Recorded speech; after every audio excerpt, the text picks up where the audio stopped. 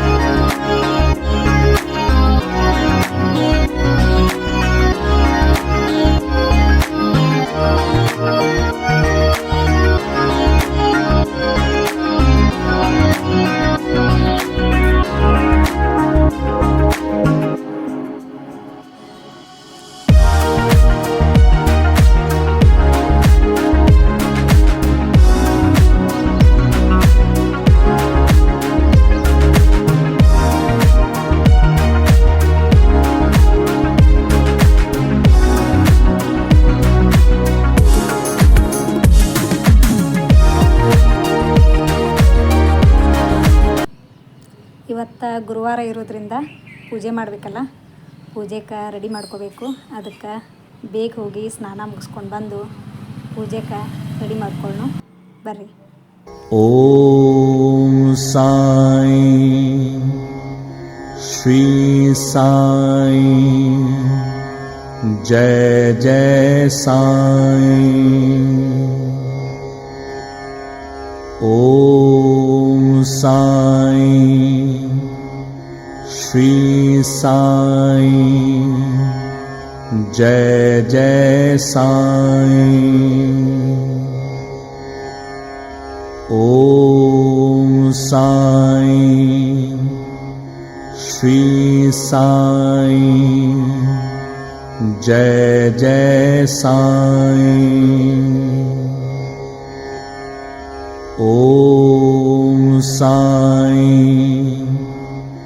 श्री साईं।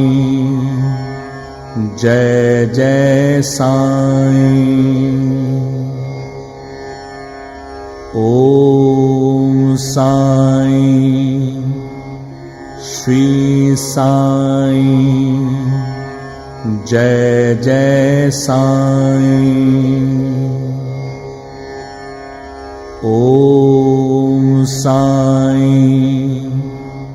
श्री साईं। जय जय साईं। ओम साईं। श्री साईं। जय जय साईं। ओम साईं। श्री साईं। जय जय साईं। ओम साईं। श्री साईं। जय जय साईं। ओम साईं। श्री साईं। जय जय साईं। ओम साईं। श्री ಗುರುವಾರ ಸಾಯಿಬಾಬಾನ ವಾರ ಇರೋದ್ರಿಂದ ಮನೆಯೊಳಗೆ ಪ್ರತಿ ಗುರುವಾರನೂ ಬಹಳ ವಿಶೇಷವಾಗಿ ಪೂಜೆಗಳನ್ನ ಮಾಡ್ತೀವಿ. ಸೊ ಇವತ್ತಿನ ಪೂಜೆ ಹೆಂಗಿತ್ತು ಅಂಥೇಳಿ ಕಮೆಂಟ್ ಬಾಕ್ಸ್ ಒಳಗೆ ಕಮೆಂಟ್ ಹಾಕ್ರಿ. ನಾಷ್ಟಕ್ಕೆ ಇವತ್ತು ಇಡ್ಲಿ ಮಾಡೋಣ ಅಂಥೇಳಿ ಅಂದ್ಕೊಂಡಿದ್ವಿ. ಸೊ ಸಾಯಿಚರಣ ನಿಹಾಲ್ನು ಇವತ್ತು ಸ್ಕೂಲ್ಗೆ ಇಡ್ಲಿನ ಕಟ್ಕೊಂಡು ಹೋಗ್ತೀವಿ ಅಂದಿದ್ರು. ಅದಕ್ಕಾಗಿ ಇಡ್ಲಿಗೆ ರೆಡಿ ಮಾಡ್ಕೊಂಡಿದ್ನಿ. ಈಗ ಒಂದು ಕುಕ್ಕರ್ ಒಳಗೆ ಸ್ವಲ್ಪ ತೊಗರಿಬೇಳೆ ಮತ್ತು ಸ್ವಲ್ಪ ಹೆಸರು ಬೇಳೆ ಹಾಕ್ಕೊಂಡೀನಿ. ಅದ್ರ ಜೊತೆ 2 ಆಲೂಗಡ್ಡೆ ಹಾಕ್ಕೊಂಡೇನಿ ಮತ್ತು ಸಣ್ಣಂಗಿ ಕಟ್ ಮಾಡಿರುವಂಥ ಟೊಮೆಟೊ 2 ಹಾಕ್ಕೊಂಡೀನಿ. ಸ್ವಲ್ಪ ಅರಿಶಿನ ಹಾಕಿದ್ದೀನಿ ಮತ್ತು ಅದ್ರ ಜೊತೆಗೆ ಸ್ವಲ್ಪ ಎಣ್ಣೆನ ಹಾಕಬೇಕು. ಎಣ್ಣೆ ಹಾಕೋದ್ರಿಂದ ಕುಕ್ಕರ ಉಕ್ಕುವುದಿಲ್ಲ, ಉಕ್ಕಿ ಕುಕ್ಕರ ಗ್ಯಾಸ್ ಎಲ್ಲ ಗಲೀಜಾಗೋದಿಲ್ಲ. ಅದಕ್ಕಾಗಿ ನಾನು ಬೇಳೆ ಕುದಿಬೇಕಾದ್ರೆ ಅದಕ್ಕೆ ಎಣ್ಣೆ ಹಾಕ್ಕೊಂಡಿರ್ತೀನಿ. ಅದ್ರ ಜೊತೆ ಈಗ ಚಟ್ನಿ ಮಾಡೋಕೆ ಶುರು ಮಾಡೋಣ್ರಿ. ಚಟ್ನಿಗೆ 1 ಬಟ್ಲಾಗುವಷ್ಟು ಕೊಬ್ಬರಿ ತೊಗೊಂಡೇನಿ ರೀ ಮತ್ತು 1 ಬಟ್ಲಾಗುವಷ್ಟು ಪುಟಾಣಿ ತೊಗೊಂಡೇನಿ. ಅದಕ್ಕೆ 5-6 ಮೆಣಸಿನ್ಕಾಯಿ, ಕೊತ್ತಂಬರಿ, ಜೀರಿಗೆ ಇವನ್ನೆಲ್ಲ ಹಾಕ್ಕೊಂಡೇನಿ. ಮತ್ತು ಅದಕ್ಕೆ ಸ್ವಲ್ಪ ನೀರು ಹಾಕ್ಕೋಬೇಕು. ನೀರು ಹಾಕ್ಕೊಂಡು ಗ್ರ್ಯಾಂಡ್ ಮಾಡಿಕೊಂಡು ಸಿಂಪಲ್ಲಾಗಿ ಒಂದು ಚಟ್ನಿ ರೆಡಿ ಮಾಡಿ ಇಟ್ಕೊಂಡಿದ್ದೀನಿ ನೋಡಿರಿ. ಈಗ ಈ ಕಡೆ ಚಟ್ನಿ ರೆಡಿ ಆಗೋದ್ರೊಳಗಾಗಿನ ಈ ಕಡೆ ಬ್ಯಾಳೆ ಕುದ್ದೈತಿ ನೋಡಿರಿ. ಬ್ಯಾಳೆ ಒಳಗೆ ಟೊಮೆಟೊ ಎಷ್ಟು ಚಂದ ಪೂರ್ತಿ ಸ್ಮ್ಯಾಶ್ ಆಗುವಷ್ಟು ಕುದ್ದೈತಿ. ಅದ್ರ ಜೊತೆ ಬಟಾಟಿನೂ ಕುದ್ದೈತಿ. ಬಟಾಟಿ ಮತ್ತು ಟೊಮೆಟೊ ಎರಡನ್ನೂ ಚೆನ್ನಾಗಿ ಸ್ಮ್ಯಾಶ್ ಮಾಡ್ಕೊತ್ನು. ಬಟಾಟಿ ಹಾಕೋದ್ರಿಂದ ಸಾರಿಗೆ ತಿಕ್ನೆಸ್ ಜಾಸ್ತಿ ಆಗ್ತೈತಿ. ಅದಕ್ಕೆ ಇಡ್ಲಿ ಜೊತೆ ನಾವು ವಿಶೇಷವಾಗಿ ಬೇಳೆಗೆ ಬಟಾಟೆನ ಯೂಸ್ ಮಾಡ್ತೀವಿ. ಈಗ ಒಂದು ಬೋಗಾಣಿ ತೊಗೊಂಡ್ರಿ. ಒಂದು ಪಾತ್ರೆ ಒಳಗೆ ಸ್ವಲ್ಪ ಎಣ್ಣೆ ಹಾಕೊಳ್ಳೋಣ. ಎಣ್ಣೆಗೆ ಸ್ವಲ್ಪ ಸಾಸಿವೆ, ಸ್ವಲ್ಪ ಜೀರಿಗೆ ಹಾಕೊಳ್ಳೋಣ.